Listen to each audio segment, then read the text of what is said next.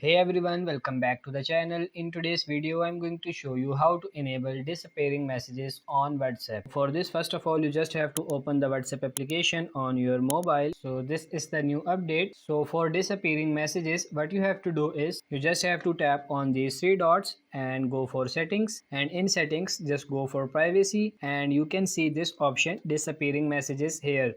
So you just have to tap on this default message timer, and now you will see these kind of options: 24 hours, 7 days, 90 days and off. So you just have to select like after how many time you want to disappear your messages. You can select 24 hours, 7 days, 90 days, or you can just make it off. So I'm going for here 7 days, and now if I come back you can see this my 7 days has been selected. So if I open my chat, so now if I send him any message, this message will be disappear automatically after 7 days. And if you want to do this for only one chat, like I want to do this for only this person, so I will tap on his name, and if I scroll down you can see this option disappearing messages here also. Just tap on it. Again you can see the same options. You just have to select the time, and now after 7 days my messages with this person will be disappeared. So that's it for this video. I hope this video was helpful. If it is, like this video and subscribe to the channel. Thank you.